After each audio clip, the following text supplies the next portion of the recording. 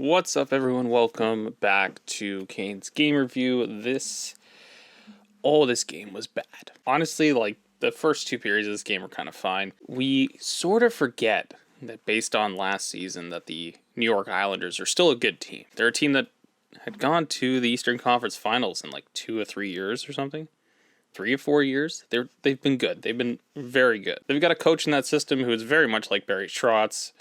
He's got a little bit of a different edge to him in Lane Lambert. Still a very good team. So with that out of the way, let's kick off with the news that came out earlier in the day, which was the trade of Ethan Bear to the Vancouver Canucks. So Ethan Bear and Lane Peterson, who was involved in the Brent Burns deal, which I'm pretty sure it was just a matching contract in and out sort of thing. I don't think there was ever any intention for the Canes to really take Lane Peterson, and obviously they weren't looking to actually keep Lane Peterson at any point during this process. He gets included with Bear, and Carolina retains $400K of the $2.2 million that Bear makes this season, and in exchange they get a 5th round pick. So now Vancouver has had an awful start to this season, so this pick is probably closer to the beginning of the 5th round, which is a good value here. It was very clear that Bear wasn't going to work out here. He had gotten beaten out in training camp.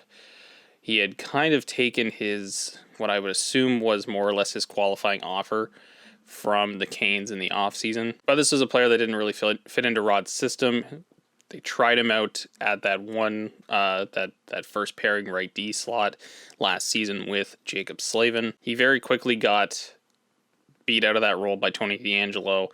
And then from there, it was a struggle to even keep him in the lineup, with Jalen Chatfield kind of coming up at one point and never really relinquishing that role, and he won it this season as well. And with players like Dylan Colin and Calvin DeHaan as well coming in off of the PTO after this preseason, there wasn't really any room for Bear anymore, and that's a massive contract to have just kind of kicking around. So Bear goes out with some salary retained. I think this is a fine trade for both sides. Bear reportedly really wanted to go to Vancouver, so this works out that way.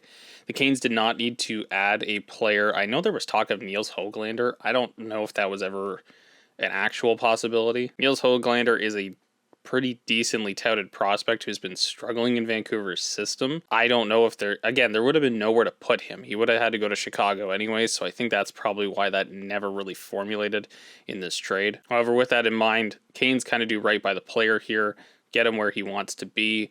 The Vancouver Canucks certainly need to make some adjustments and get another player into their system, and Bear probably can fit in pretty well. Vancouver, of course, is struggling immensely to start this season, so I would say this is a win for both sides. Obviously, if Bear becomes, a very good point producer on the back end as an offensive D-man for the Vancouver Canucks, it probably doesn't look so great, but it was a very public trade request. It was very public that the Canes were looking to move Ethan Bear, and it took a really long time, but you get a little bit of draft capital out of it. So with that wrapped up, let's get to this game, in which I thought the first period was okay. Some positives was, I would say, the PK looked great. Freddie early on looked really good in this one, and the players on those top lines were still looking pretty good. And obviously that more or less falls apart during this game. Again, the Islanders are a very good team, and it seemed like at every turn, every answer, they had one for Carolina in this one. And then kind of into the second period, Freddie really lost, especially on the Josh Bailey goal, not Justin Bailey. The Josh Bailey goal. Freddie loses an edge, just falls down. He has no chance to stop that puck. One thing that should really be mentioned in this game, too, is that the Islanders really earned all their goals. Every one, obviously, maybe you don't want to count the empty netter there as an earned goal, but every other goal in this game really was a perfectly placed shot, a very perfectly placed pass from Matt Barzal on the first goal by Oliver Wahlstrom. So I don't want to give too much blame to Freddie. All I want to say about Freddie right now is early on in this season, he has looked off. And that's tough because that is a Vezina caliber goaltender that we had on the back end last year, and it looks like he's probably going to drop off a little bit in this season. There's lots of time to recover. It's still very early on in the season. So this is a loss like I think I spoke about with the Edmonton and the Calgary losses. The Edmonton and Calgary losses especially were games that were acceptable losses on the season. Again, like as I've mentioned, you got to analyze every single game and how those games are lost. And this is another one where I think it's an acceptable loss. You got outplayed. The deserve to win-o-meter that is very popular on Twitter had the Canes winning this game like 68% of the time or something like that. I don't know, because from the second period on, this felt like a game that Carolina generated very little in terms of like grade A danger chances. Sorokin was very good in this game as well, but I wouldn't say at any point Carolina really deserved to win this game. It just didn't feel that way. I'm sure there's a lot of numbers that can back up that assertion that they deserve to win. It just didn't feel that way. So a tough loss, and now this leads us into the second half of a back-to-back against a team that is shocking the entire world right now in the Philadelphia Flyers and how well they're playing. So this isn't going to be an easy game by any stretch. Ronta likely will get the start here.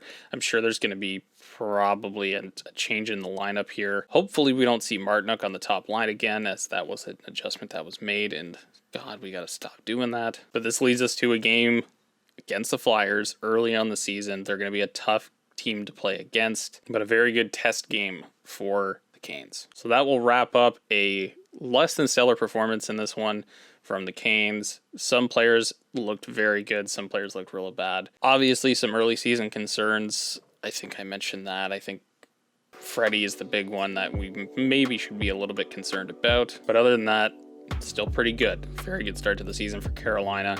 Still, but they got to get through this next little stretch when they're back at home. They're away from that West Coast road swing, and start just getting points back on the board. So anyways, guys, that'll do it for this one. Thank you so much for watching. Hit that like button down below. Subscribe to the channel if you haven't already. And as always, I'll catch you guys on the next one.